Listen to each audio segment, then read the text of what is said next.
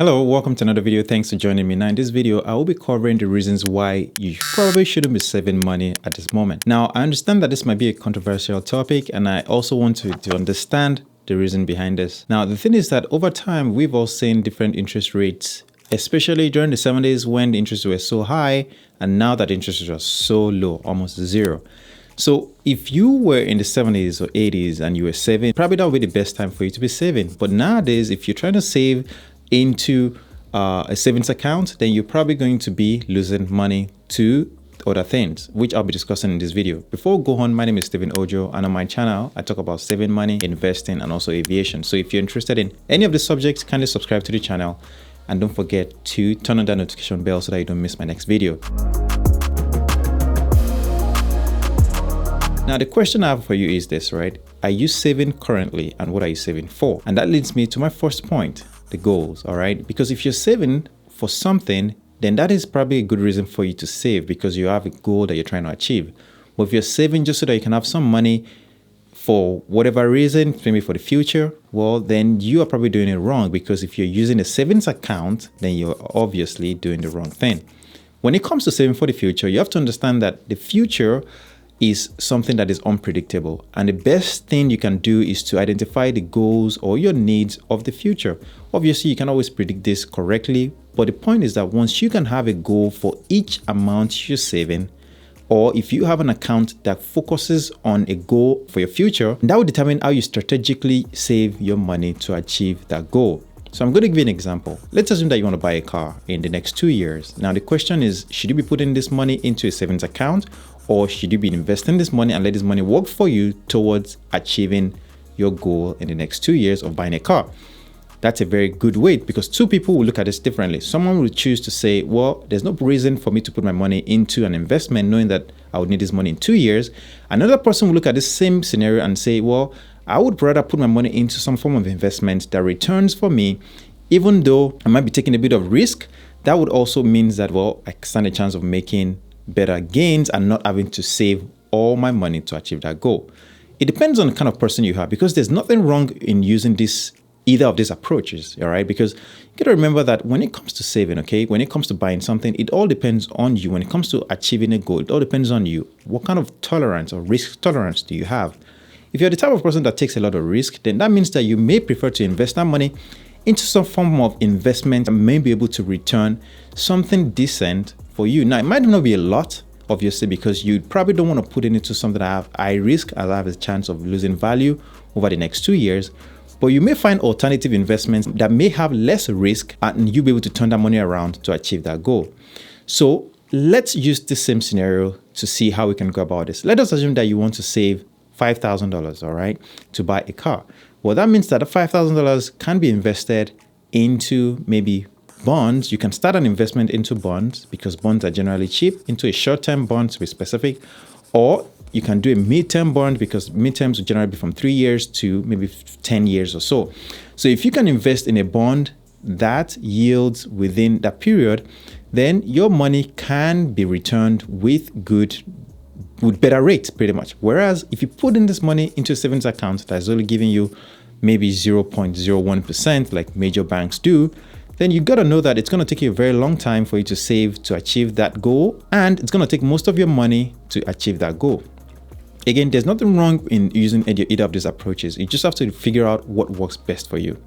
Now, on the conservative side, the best thing is to try to save to reach that goal. On the more aggressive side, it's probably to invest to reach that goal. Again, there's nothing wrong with either approaches. You just have to know what works for you and do your own due diligence and understand the risk you're taking.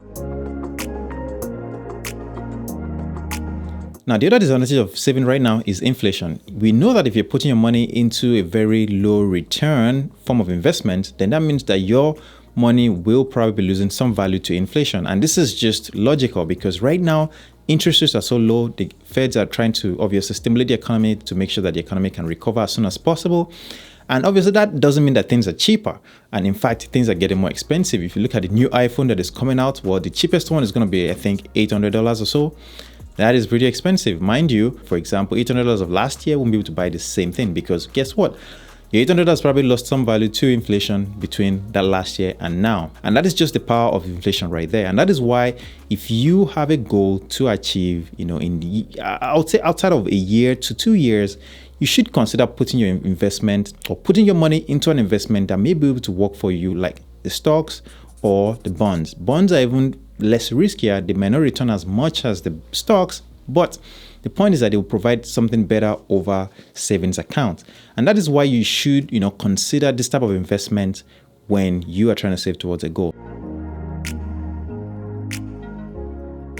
This next point focuses on yourself, like improving yourself. You got to understand that when it comes to making money or investing or building wealth, all these things require that you also have some form of money coming to you.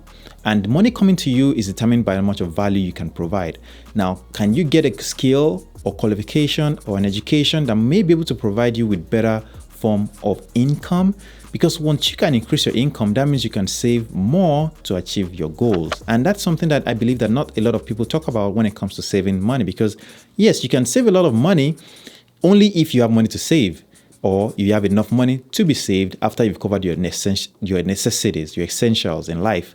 And if you do not have this money left over after your essentials have been covered, then that means there's a problem. Even though you have tried to cut back on your expenses and you only focus on the essential items, if you do not have enough money to cover those essential items, then you still be broke. And that is why it's very important that you focus on increasing your income by increasing your value so that you can have enough money to be saved. And when I mean save, I mean invested for your goal. Putting that money aside for a goal. The only money that should be in your savings account should probably be just what goes towards an emergency. And that shouldn't be too much as well. Some people say you should have between 3 months to 6 months. Some people say you should have 12 months of money to cover your emergencies.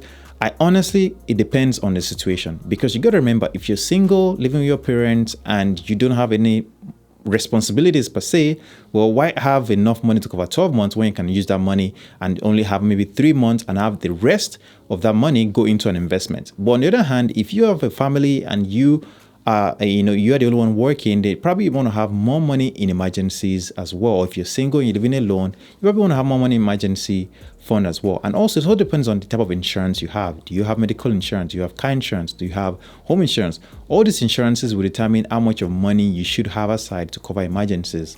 And if you are in a situation where you do not have enough of it, then you probably want to bulk up on your emergency fund to cover those demands when they arise. On the other hand, if you have all these coverages around like insurances and warranties and all that, then you may not need to have a lot of money in an emergency fund. And that means that money can be put into some form of investment that may be able to return better value for you.